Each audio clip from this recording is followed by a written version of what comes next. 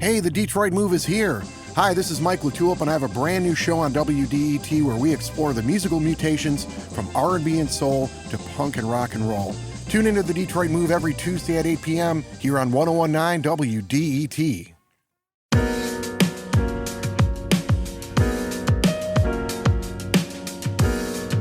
Live from WDET, it's the Metro, your go-to source for stories driving Detroit's news, arts, and culture throughout Southeast Michigan. I'm Nick Austin. And I'm Tia Graham. Today on the program, we'll hear how northern Michigan businesses are adapting to climate change, especially after learning ice cover on the Great Lakes were at an all-time low this year. Yeah, but first on the Metro, Detroit City Council has just delayed a vote that we were expecting this week on whether to approve incentives for part of the $3 billion Future of Health Development project around New Center. It's one of the latest projects taking advantage of tax incentives the city offers to try and spur development in the city. But are these efforts working? This is one of the questions Detroit City Council tasked the Citizens Research Council of Michigan with analyzing. How is the city's development practices working? And they did that assessment in a recent report. Taking a look at, has economic development efforts so far worked to date in the city? To learn more, we're joined by Eric Lupher, president of the Citizens Research Council of Michigan.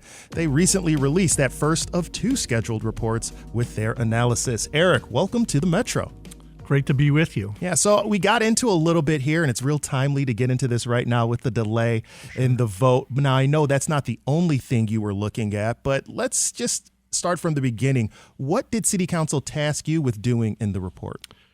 So City Council, on their own, and of course hearing from citizens, are asking questions related to economic development. Do they need to continue providing these tax abatements? Can businesses come in and foot this bill on their own? Why are these tax abatements necessary? And also for the DDA downtown, they have what's called a tax capture with new growth. Is that necessary? Yeah. Can have they built up downtown enough that we can just let that good momentum go forward and don't need to continue that DDA and everything it's been doing? Yeah, it's something that we've been doing a lot now. Detroit City Council, and we'll get into this a little bit, has only certain levers it can pull to try to spur development. One, as you mentioned, tax abatements, right? Effectively cutting checks to people saying, hey, you don't have this tax burden if you build here. The Detroit Development Authority you bring up there, well, they'll capture excess amount of taxes over a certain amount of property taxes and use in the area. All things we've been thinking about a lot. So what was your overall takeaway in your research? So there's two parts to it. So on the tax abatement side, what we found is that the costs are higher for the most part for businesses coming in. Costs are higher to construct and operate in the city than the projected revenues. So this is why they're asking for a tax abatement, right? What can you do to rein in that cost? Part of that is just the simple cost of being in the city. It's common across all cities, but Detroit's a bit unique. It has very high property tax rates. Not the highest in the state, but very high property tax rates. Part of that's the city's own fault. It levies its tax at the highest rates. It has debt millage. But part of it is the fault of other jurisdictions that has no control over, specifically the schools that are levying a debt millage of their own. Regardless of the cause, that's a high cost. And you have the community benefits agreements, and you have the stormwater mitigation, and you have the local hiring requirements. All those add cost to being in the city. On the other hand, there just isn't that much demand to be in the city, where you're talking downtown or out here in Midtown or other parts of the city.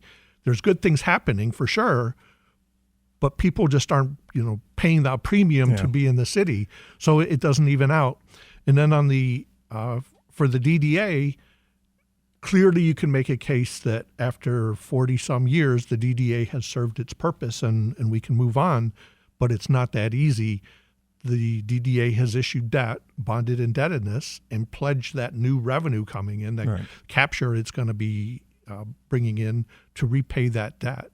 Yeah, this is one of the things you get worried about with these things. As folks get used to these tax capture efforts, the DDA or the transformational brownfield, the idea of being able to use abatements, people get used to that. And one of the things that you mentioned in the report that we saw was just getting into the overall issue, population being a really huge factor that's driving this. How much does population factor into the struggles that the city has with economic development? So anytime you're trying to bring a company in, they want to know, is the workforce there, right? Can they hire people to do the job that they want to do? So clearly in Southeast Michigan, the greater area, there's a lot of talent.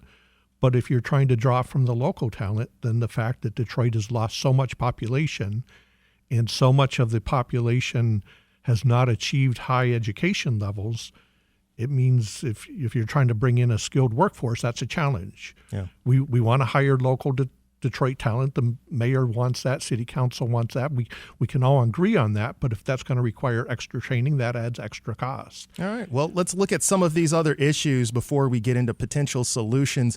You mentioned in the report that some of the issues that Detroit's dealing with can't be resolved solely through tax policy, talking about unemployment rates, poverty, racial disparities in income that we've all been trying to deal with, low levels of education attainment.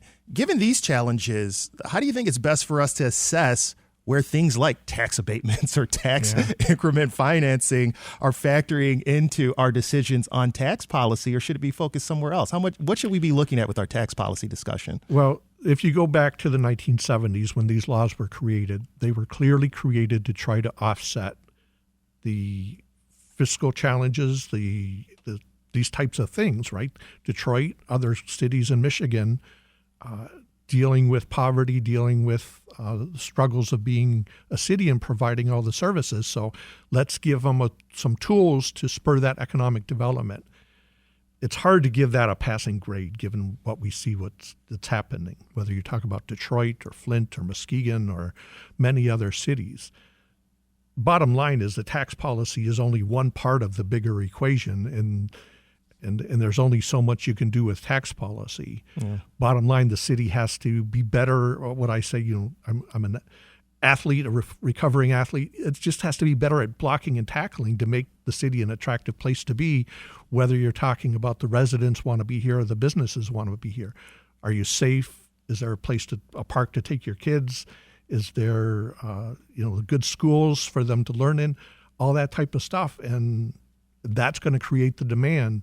So it's a difficult juggling act in the big picture. Yeah, Eric, you, I, and T, I know, are all suffering from recovering athlete syndrome. So we won't hold that against you as we're speaking with Eric Lupher, president of the Citizens Research Council of Michigan, a nonprofit research organization. Let's get into the numbers a little bit, because in the report you noted in 2022, foregone revenue caused by business-specific tax abatements, things like we're talking about. I saw a number that showed, what was it, $18 million? I mean, is there any way to determine what type of value the city and its residents extracted for that investment? And do we know whether any communities of interest were overserved or underserved by that investment? That's exactly the type of things we want to dig into in the second report. Okay. We want to really dig into that.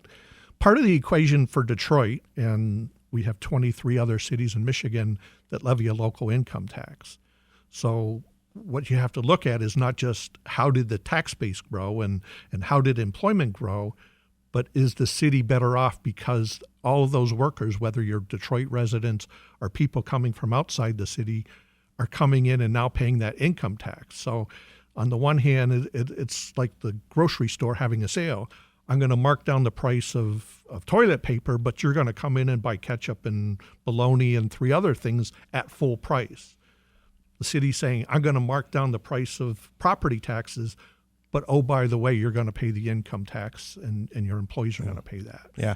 When I think about economic impact, and we'll let you go here pretty soon, but I always think that the federal government has so many more levers, so much more money, and then state governments. Michigan has so much more money, and then you get down to the local level, and Detroit has its challenges, but the amount of money sloshing through the city, sloshing through city council's pockets, it's much less. So when we're looking at the impact that a city like Detroit can have on its local economy, first of all, are there any unique challenges Detroit faces in Michigan legislatively as opposed to other big cities? And like, how much impact can we really expect the city to be able to do without assistance from the state or even the federal level?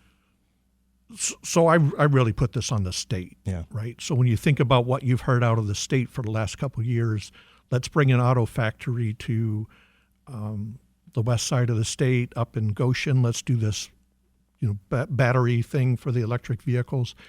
What are they bringing to Detroit, right? Where are they steering things into Detroit and Highland Park and Hamtramck and Inkster and Pontiac? All these communities that have been really hit hard by the social economic things that are going through them. So money is part of it, but part of it's just an attitude, right? How do you lift the least among us so that we all prosper? Yeah. And if the state doesn't have that attitude, then Detroit's on its own doing the best it can, and everything you just said is true. It just doesn't have that much resources or that much ability to influence everything. Yeah. Well, Eric, we're going to be looking forward to that second report. You make sure to let us know. And Eric Lupher, president of the Citizens Research Council of Michigan, thank you for joining us on the Metro. It's been my pleasure. Look forward to coming back.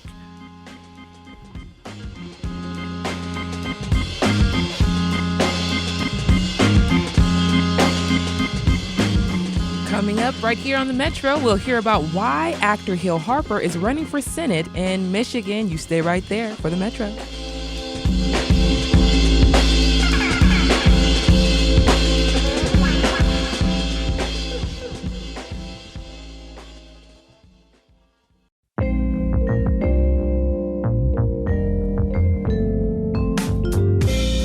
It's 1019 WDET and specifically the Metro, your go-to source for the stories driving Detroit's news, arts, and culture.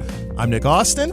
And I am Tia Graham. And much of our news is focused on the presidential primary race. But there's another really big race happening right now in Michigan. Michigan has an open Senate seat this year. And while Congressmember Alyssa Slotkin leads her next closest opponent by at least 38 points, there are still others competing for the seat. Hill Harper, an actor and a Democrat, is one of those candidates. Authentically Detroit podcast hosts Donna Givens-Davidson and Orlando Bailey sat down with Harper to hear about why he's running for Senate and the issues he's focusing on. This is about engaging people and letting them know exactly what they're voting for, and also what they're going to get in return if they vote for me. I mean, that's the thing, and so I try to make it as plain as possible. When I went to Harvard Law School, my constitutional law professor would hammer us about how the U.S. Senate is the most important body in all of politics. The judicial branch rules on the constitutionality of what the Senate passes. The executive branch either vetoes or signs into the law what the Senate passes. The House of Representatives, our 13 members, send along a bill to the Senate. The Senate can change it, change the name, take everything out, completely change it. So if you're very reductive, those 100 folks sitting around that table decide where the $6.2 trillion annual federal budget goes and where those resources head. And we don't have any representation of anyone fighting to get resources for us. And when I say us, I'm talking about a big us, not just black us. Mm-hmm. Right. I'm talking about people who do not have lobbyists, people who are not represented by special interest groups, and people who do not have corporate PACs. And that is the vast majority of people, and that's why the vast majority of people have checked out of the process, because the only real decision most establishment status quo politicians are making from both parties have to do with special interest money and big donors. Yes, round of applause, okay? But here's the thing. I'm really excited about this because, it's about time. And you talked about being willing to use the Senate seat to really shake things up. That's right. And not to be somebody who's going along to getting along. I think sometimes we measure diplomacy more than we measure justice. And I think justice has to come first. But I was looking at the list of priorities. Wait, say that again. That was good. That was good. We measure diplomacy more than we measure justice. Because one of the things that I find out that I'm finding in conversations where there is dissent, in conversations where there is pushback, we are forced to hear about being civil, and like we have to be civilized about it. You know who wants civility? The slave owner. You know who wants civility? The boss. That's right. Civility favors the powerful. Yeah. Civility says your voice, your needs don't matter. Just go along to get along. And so I'm not unnecessarily uncivil all the time, but I think it's important to speak on behalf of people who feel ignored, who feel invisible, right? Yeah. Because, there's anger, and then we blame them. And I say this again because I say it often, that the refrain, your ancestors died for the right to vote. Our ancestors died for rights. Our ancestors died for power and access and opportunity and justice. They did not die for the process of voting. That's right. When voting does not deliver the kinds of results that produce those things. That's exactly There was a time when people thought that. But I want to look at your list of priorities real quickly because you talked about the Senate budget. And I see climate justice. I'm down with that. Yes. Jobs and economic dignity. Yes. In the filibuster, heck yeah. Yes. Universal health care, yes. Where's housing? Housing's right there. And so for me, affordable housing is one of my top things. I'm not sure which list that could be on the right. website. From the website. There's so many. That could be the website. There's so many issues that you can't list them all, and you have to talk about top lines. But so health care, number one cause of personal bankruptcy, health care. 1/3 of all GoFundMe's healthcare related. GoFundMe's not a health plan. We have to solve the healthcare crisis. We get that. We go to then you skip to talk about public safety. Mm-hmm. You didn't mention that. That's a big thing for me. Oh, we got a lot of stuff. We got so many things. but where affordable housing comes through, because affordable housing runs through everything, including the democratic voting process that we've been talking about. That was Democratic candidate Hill Harper speaking about the issues he's running on in his bid for the Senate. You can listen to the Authentically Detroit podcast wherever you find your podcasts.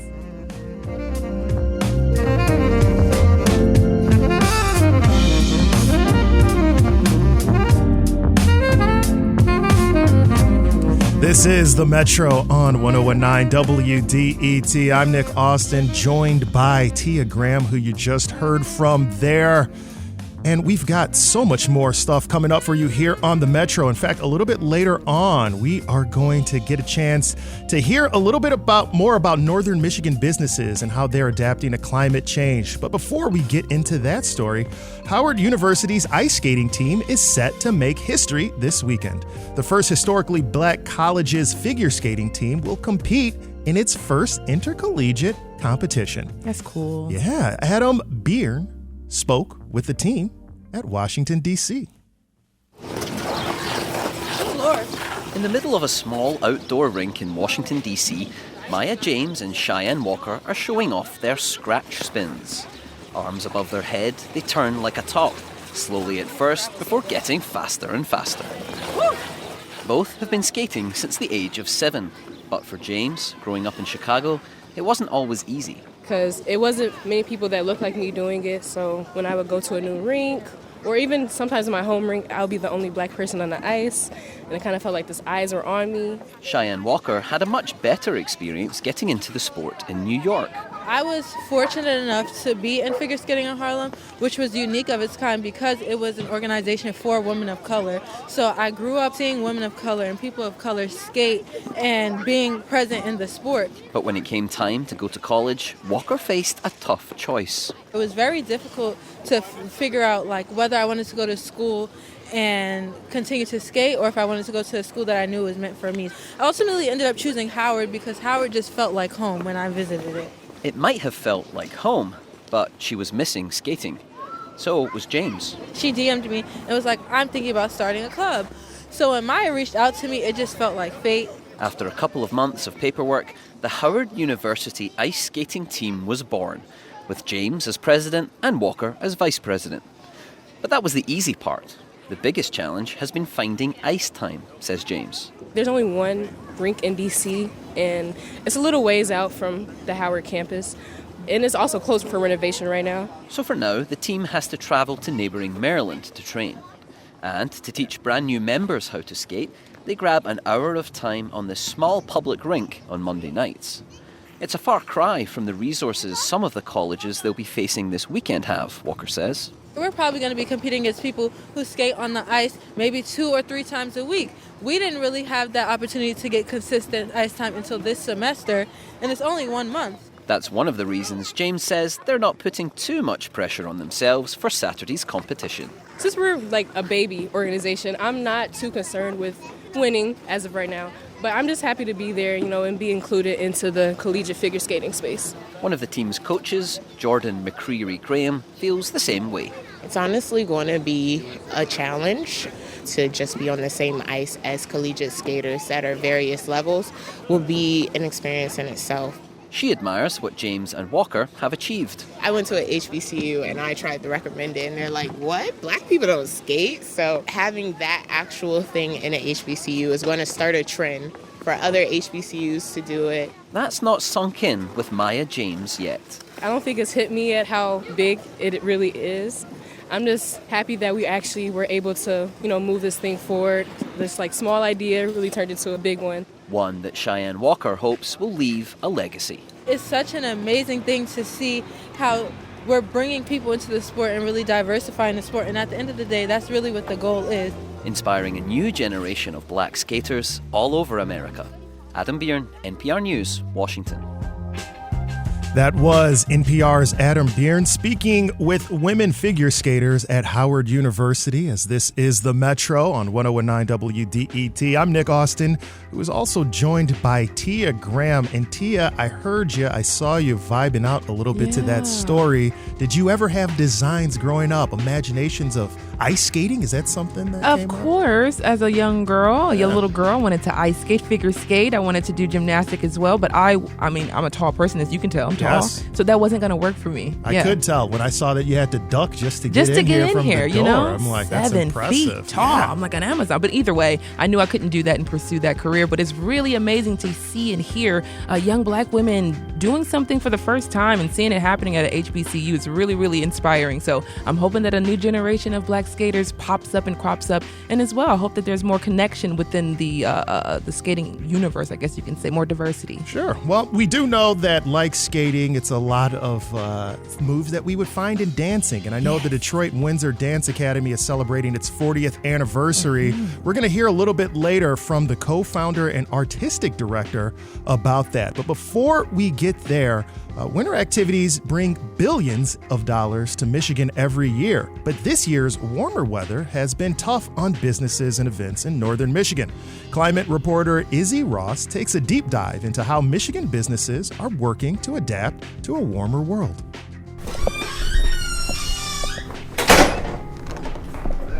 Hi. It's around 8 a.m. on an early February morning at Mount Holiday, a small ski lodge in Traverse City. It's quiet inside the rustic hall overlooking the slopes. Executive Director Jim Pearson warns me not to be scared if I see a chipmunk running around. I'm trying to chase him out all the way since I got here. He's a elusive little guy. We walk over to the window that looks out on the slopes. Snow is still clinging to some of the hills, surrounded by streaks of brown earth. On this day, highs are supposed to reach around 50 degrees. It used to be we would use the snow guns to add to what Mother Nature gave us, and now it's like the complete opposite, where we have to rely more on the man-made snow. So obviously that's a lot of ground to cover, It's been very challenging. Warmer winters have prevented Mount Holiday from fully operating over Christmas break for 5 out of the last 6 years due to poor snow conditions. That used to be a big moneymaker. This year, Pearson says they've talked about shutting down for the season.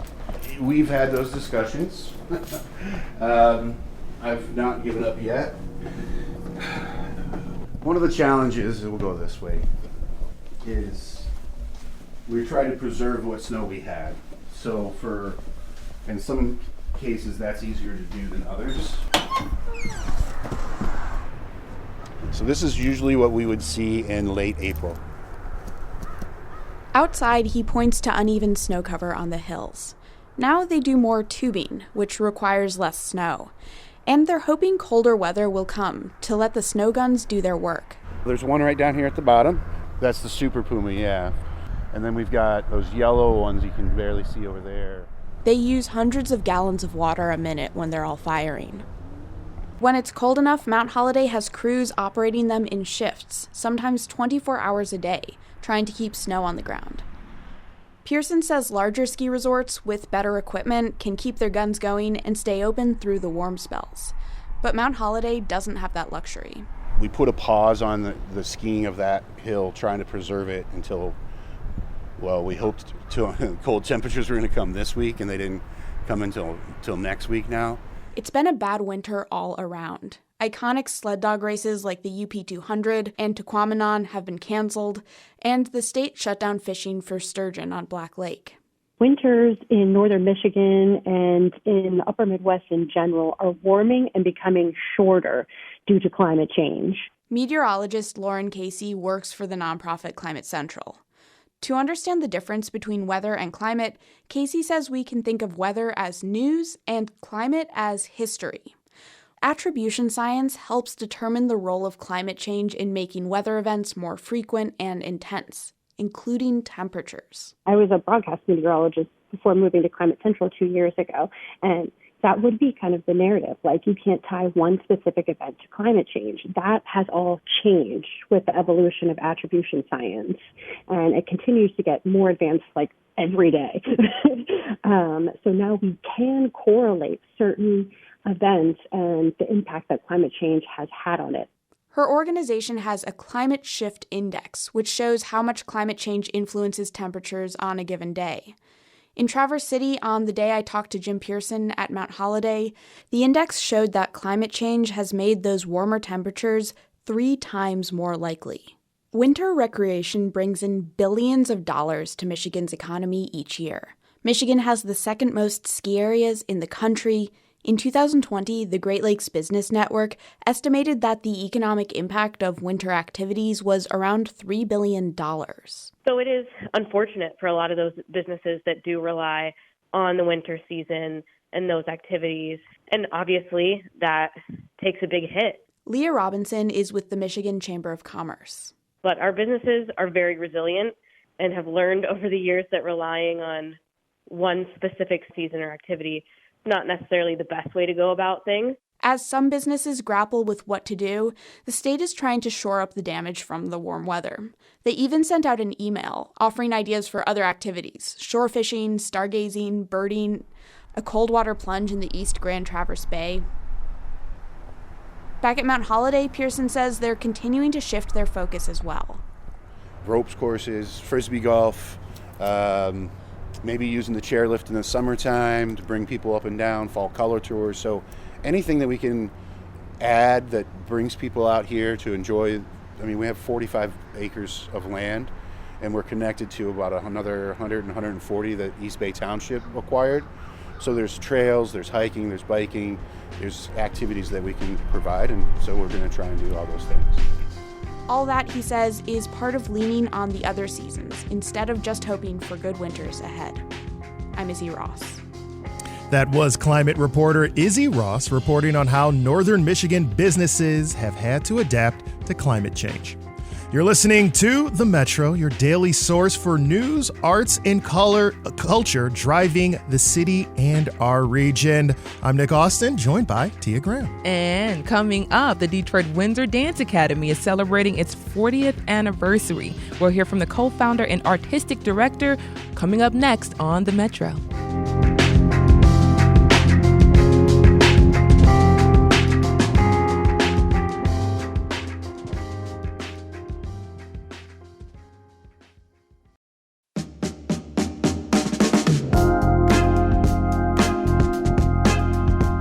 You're listening to The Metro on 1019 WDET, helping you discover Detroit beyond the headlines. Discover Detroit beyond the headlines and bringing you the voices and visions that are driving the city forward. I'm Nick Austin. And I am Tia Graham. And now, dance is a critical part of the way we express ourselves. That's especially true in the city of Detroit. I mean, there are all kinds of dances taking place in and around the city, including tango, salsa, jitting or footwork, belly dance, jazz and funk, and ballet. And now one of the oldest dance studios in Detroit is turning 40 this year. That is the Detroit Windsor Dance Academy. To talk about the past 40 years of dance and the studio's upcoming annual Black History Month concert, we have the Academy's co-founder and artistic director here, Deborah White Hunt. Deborah, thank you so much for joining us on the Metro. Thank you so much for having me. Yeah, so talk about what it means for you to have the Detroit Windsor Dance Academy celebrating its 40th year. It's just a celebration. It's amazing. It's just so exciting because you think about the fact that 40 years has passed. And it's amazing, and to think about all the lives that we've been able to interact with and just, be a part of. Mm-hmm. It's just beautiful. And I think about the name Detroit Windsor. Where'd the name come from? Where'd you get that idea? There's a long story and a short story. I'll tell you the short story. But really, Detroit and Windsor are cities, and we celebrate the International Sister City. And there are not many places in the world you can go to be able to do that. So we wanted our students to know that there's another country right nearby. And when we would travel, different places in the world, they would be a little, nervous or scared. And I said, just think of it as the Windsor next door. It's no different. And so we celebrate it that way. I love that so much, just growing up in the city and just knowing that fact as a young kid. Like, I live near an international border crossing, right. which is something that not a lot of people get to experience. Exactly. So to have that in your mind, in your back pocket as you move forward through the world is a big thing. Yes, it is. And so I think about the Detroit Windsor Dance Academy and how did you get it started? What were some of the things? Of course, you wanted to be in connection with Windsor and the sister cities, but what was your main motivator? To have an opportunity for young people to dance. Mm-hmm. I was a school teacher, and I am a retired Detroit public school teacher, and I was always being bumped whenever the funds were cut. The funds were always cut. So I was bumped around here and there, and I met a group of students one year, and we just really bonded, and we wanted to continue after the summer. And I didn't know where I'd be. And true enough, I was not assigned back to Bates.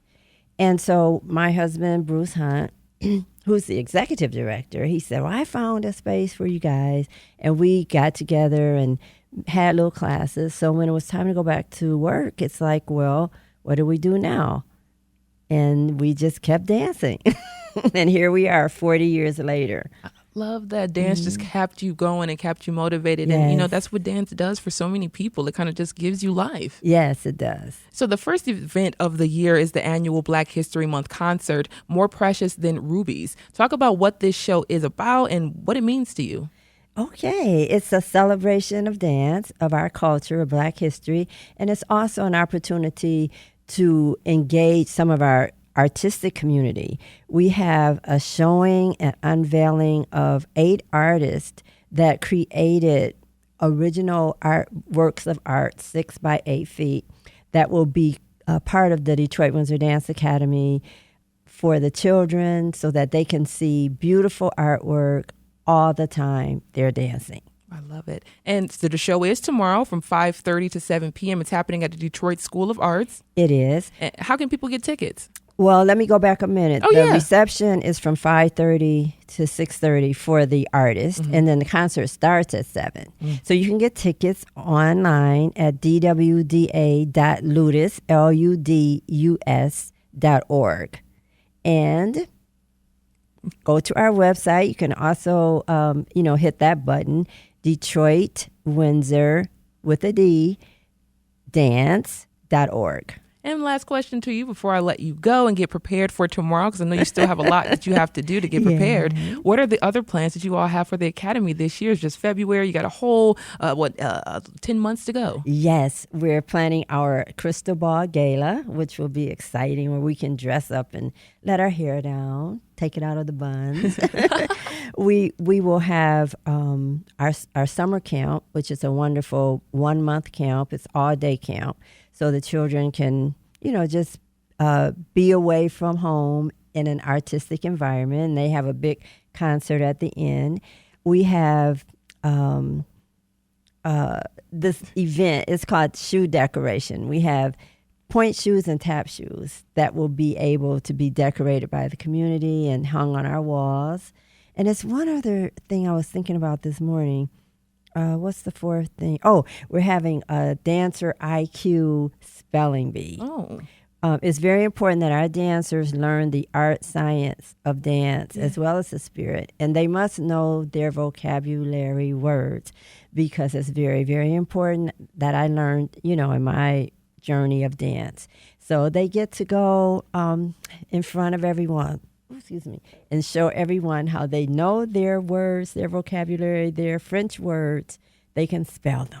I love that, because I often think about when people get into certain aspects of creativity, they often, you're a good dancer, you should do that. Or you're a good actor, you should do that. But it takes a little bit more than just being talented. There's a foundation. And we want to create, teachers as well. And they need to know their stuff. And then our annual concert will be in June. All right. Deborah White Hunt is the co-founder and artistic director of Detroit Windsor Dance Academy. Thank you so much for joining us on the Metro.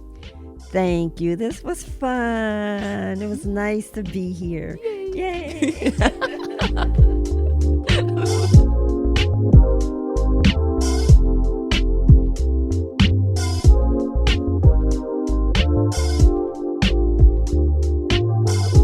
You're listening to The Metro, the news show connecting Metro Detroiters through stories and conversations about the news, arts, culture, and apparently dance affecting the city and our region. Like you just heard, coming up, we'll hear about a Black History Month themed comedy show that's happening in Ontario this weekend. But first, on this day in history, we take a look at a tragic event that occurred 59 years ago today, as Malcolm X was assassinated in 1965 today before giving a speech in New York City.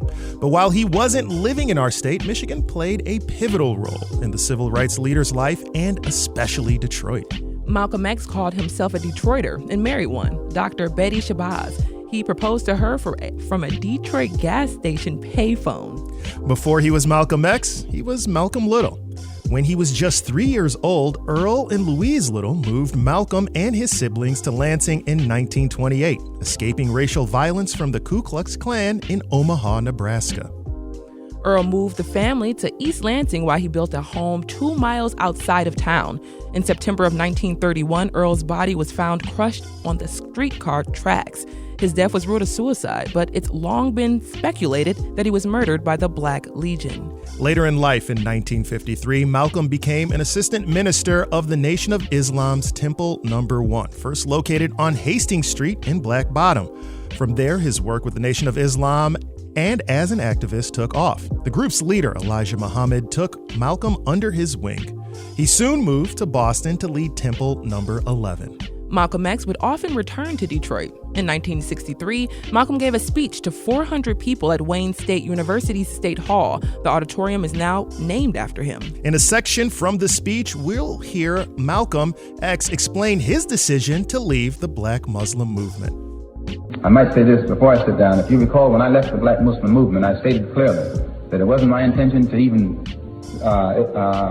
continue to be aware that they existed, but that I was going to spend my time working in the non-Muslim community. But they were fearful that if they didn't do something, that perhaps many of those who were in the mosque would leave it and follow a different direction. So they had to start doing a takeoff on me, plus they had to try and silence me because of what they know that I know. And I should think that they should know me well enough to know that they certainly can't frighten me. But when it does come to the light, you still need to keep coughing like that, but I got some of that smoke last night. But there are some things involving the Black Muslim movement which, when they come to light, you will be shocked. The thing that you have to understand, where those of us in the Black Muslim movement were concerned, all of us believed 100% in the divinity of Elijah Muhammad. We believed in him. We actually believed that God had taught him, right here in Detroit, by the way, that God had taught him and all of that. And I always thought that he believed it himself. And I was shocked when I found out that he himself didn't believe it. And when that shock reached me, then I began to look everywhere else and try to get a better understanding of the things that confront all of us so that we can get together in some kind of way to offset it. He was killed 1 week later before a speech in New York City. It's still not known who killed Malcolm X. He told interviewer Gordon Parks that the Nation of Islam was trying to kill him days before his death. It's long been speculated that they were involved. For further reading on his life, we recommend checking out the autobiography of Malcolm X. It was written in collaboration with journalist Alex Haley and published 9 months after he died. This is The Metro on 1019 WDET, your daily source for news, arts, and culture, all the things you need to know in your day, driving the city forward.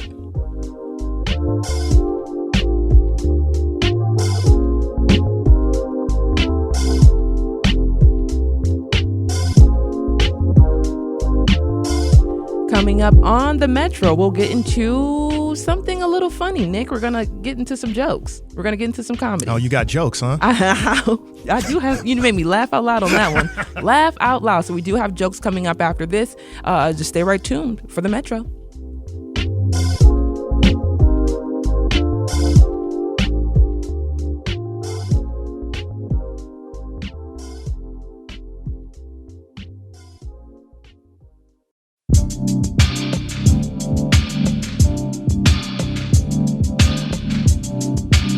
Listening to The Metro, the new show connecting Metro Detroiters through stories and conversations about the news, art, and culture affecting the city and our region. I'm Nick Austin. And I am Tia Graham.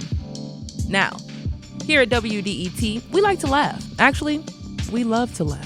Every year, Ryan Patrick Cooper and WDET put on a summer comedy show at the Old Miami to highlight and support the comedy community here in Metro Detroit.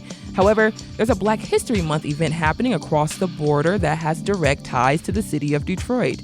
The February edition of the Ford City Funnies Comedy Show is a Black History-themed show as well, happening this Saturday, February 24th. The event will feature all Detroit-born comedians.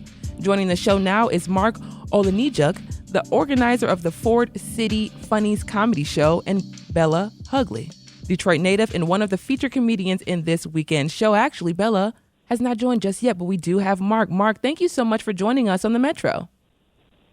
Hey, how's everybody doing today? Doing pretty well. Super excited to have you on the show. And just jumping in, what is so special about expanding the comedy community and connecting with multiple communities as you're going to do with this show? This is just wonderful. It's a great Black History event we've got going on, and then we're also incorporating talented people from Windsor, Detroit, and then Bella's actually flying in from Georgia. And she grew up in the Detroit area, and it's going to be also her first time performing for family and friends back in the, shall we say, Windsor, Detroit area, because she took up comedy when she moved out to just outside Atlanta. So it's a homecoming, so to speak, and T-Barb's our headliner. And a lot of people are familiar with T-Barb and some of the great things she does. And also with T-Barb, she's got the Only in Detroit on Instagram. And, that's a popular series in itself. It is, Mark. I'm one of the followers of that the social media site. I follow it all the time. It's one of the funniest things because it's all local-based things that she's commenting on. And it's really, really funny. So I think about having T-Barb and I think about some of the Detroit comedians. Why the Detroit connection? I know that we're just across the border. I know you're trying to connect that community there. But why Detroit? There's a lot of talented comedians, music artists, and I just wanted to tap into that. Yeah. I've known T-Barb for a while. Bella and I actually met through social media, and we had been discussing trying to get something lined up. So this kind of all just kind of came together, and the stars aligned that I was able to get everybody's schedules, to mesh and so forth. And then we also have Sean Townsend hosting, and he's got ties to Detroit and Windsor. He currently resides in Windsor, but grew up in Detroit. So it's really nice to kind of have that whole border city connection going on. I love that. And Bella has connected. Bella, how are you doing today? I'm wonderful. Hi, guys. Oh, my gosh. The conversation was getting really juicy. I love it. So, Bella, you're a Detroit native. You're traveling back to this area. What are you looking forward to being back in this area? Coney Island, Yes. number one. I am definitely, really hungry for Detroit foods. I know it sounds super random, but I'm just really happy to be eating the foods that I work so hard to not eat when I'm here. I love that so much. I always think when I'm away from home, I need a coney. I need a coney dog. Yeah. So, so when I'm thinking about some of the things, I think about what is one thing you learned about yourself in comedy being away from Detroit? We're always the underdog. I'm always the underdog. I didn't realize that until I got to a bigger city. And to this day, I'm still not sure if Atlanta is slower or if Detroit's faster, or maybe I'm just kind of stuck in the middle somewhere. I'm not sure. But yeah, I'm learning that I don't mind being the underdog. I feel like people from Detroit, we work a little bit harder.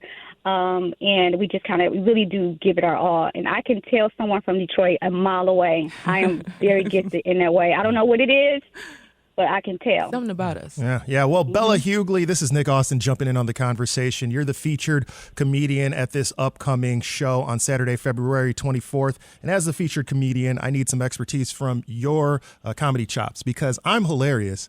And I drop jokes on people all the time in wonderful environments like at the grocery store, for example. And whenever I drop my punchlines on these random people, for some reason, they don't laugh at me. So what recommendations would you have for someone in my circumstance? Well, let me just say, tequila always works. Putting it out there. Yeah, it almost always works. But in those cases, start at home, family and friends first, and just kind of work your way up.